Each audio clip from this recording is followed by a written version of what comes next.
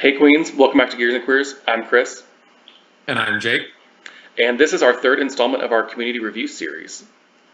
And today, Dominic's going to show us around his 2017 Fiat 124 Spider and how it works for him as a daily driver in Quebec, Canada. Let's get into it.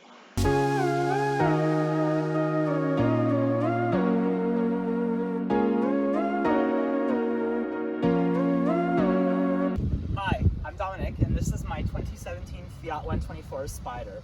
Today I'll be showing you around the car and also telling you guys just a little bit of why I picked this over all the other possible choices and why I like it so much.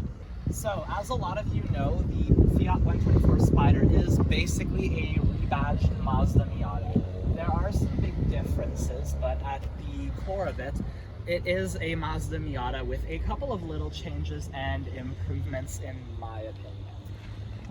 Why I picked it, it's just because I drove the ND Miata and there's a couple things I didn't like about it. I'm used to turbocharged engines, so the low end torque is very important and a really big must for me.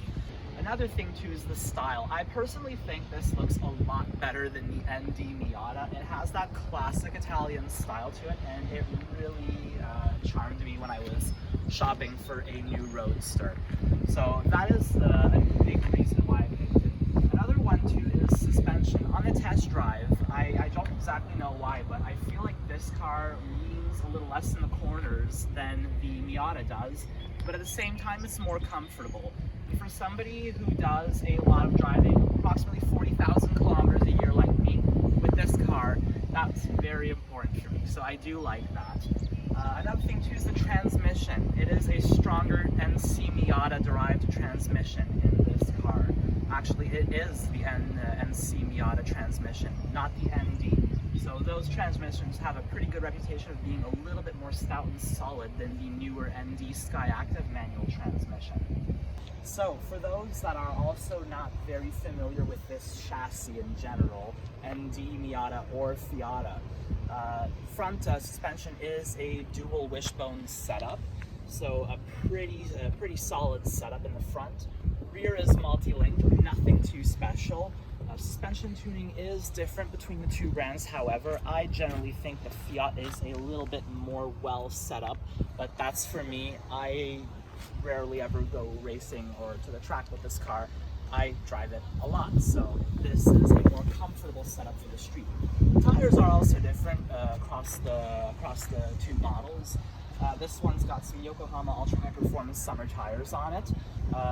They've been wearing pretty well. They are pretty good and aggressive. I do enjoy them, but they're due for a new set, and I enjoyed them just enough. I think I might get the same ones again, even though they are the stock tires. As for the rest of the car, there's not a whole lot of differences. The only thing is because of the styling and everything, you do have a little bit more length on the Fiata and weight. You have approximately 150 pounds extra over the ND in weight, and in length, because of the extra cubic foot of trunk and the longer front clip, you have a 3 or 4 inch difference between the ND Miata and the Fiata.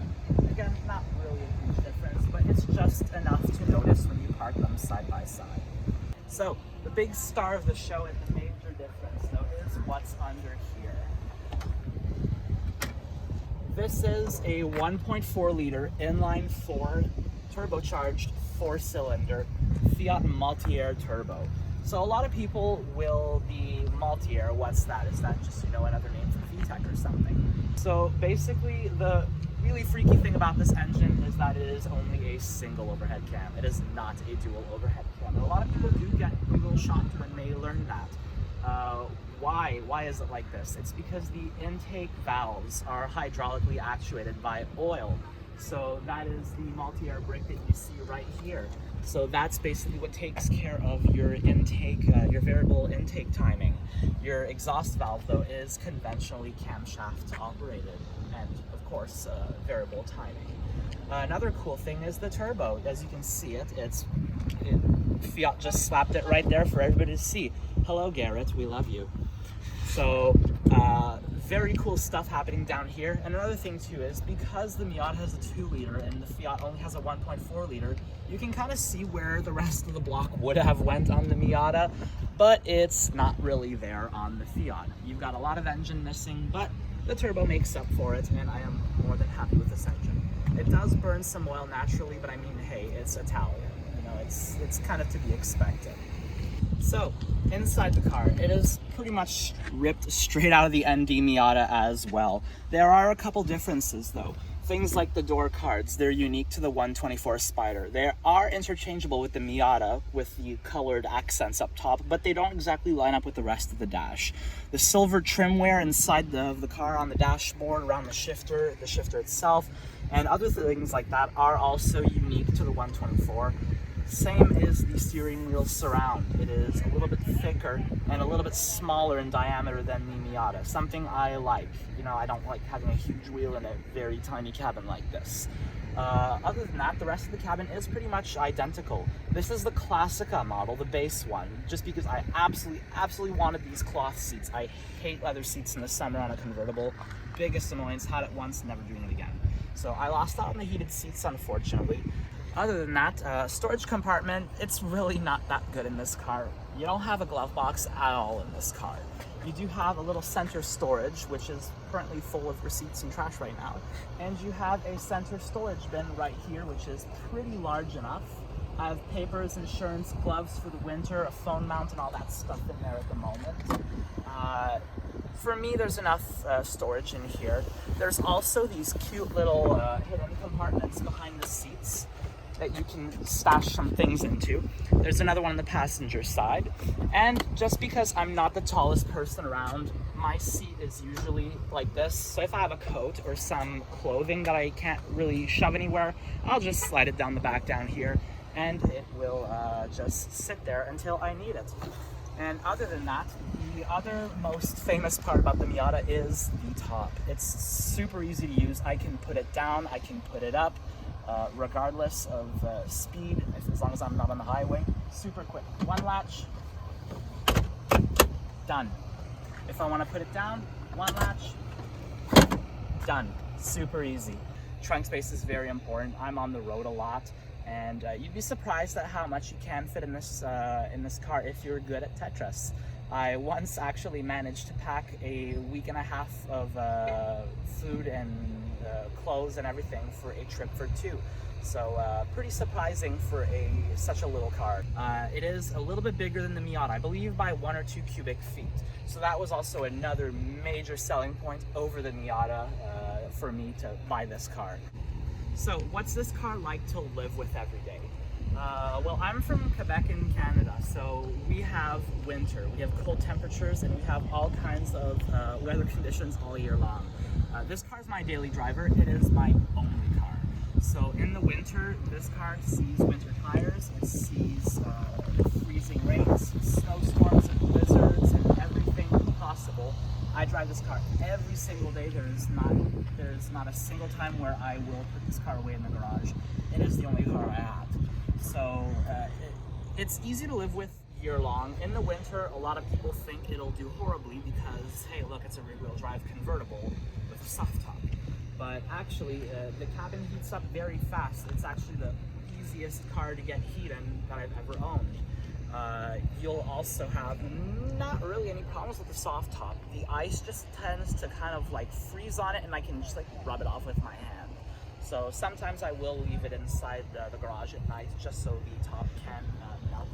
But other than that, it's very easy to live with. It's super fun to drive. It feels like, you know, an event every time I'm taking my, you know, small 2-mile commute to work. It's also super good on gas. For my American friends, on the highway I can regularly get a little bit above 40 miles per gallon if I'm careful with it. But most of the time in the city, I'm usually averaging somewhere between 25 to 28 miles per gallon, or in Canadian, about 7.5 or so liters per 100 kilometers. Of course, premium gas is highly recommended on this car. It does not like regular. I've tried that once and we're not doing that again. But it's a super easy car to live with.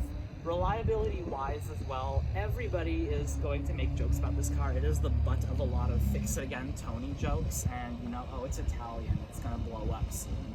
I mean, the rest of the car is Miata, so I'm not worried about that. The engine has been perfectly fine. I have not really been nice to this car at all, and it has not let me down once or given me any issues. It's actually due for spark plugs, air filter, and an oil change within the coming days. So I do need to address that, but other than that, reliability-wise, it's been absolutely perfect. I drive this car a lot every single day, and I'm not necessarily the nicest to it. I don't baby it, so I've been very pleased with how reliable it has been so far. So another really big thing about this car is I like exhaust. I like really, really loud exhausts. This car is a custom muffler and resonator delete. I just wanted more of an Abarth sound on it. So take a listen.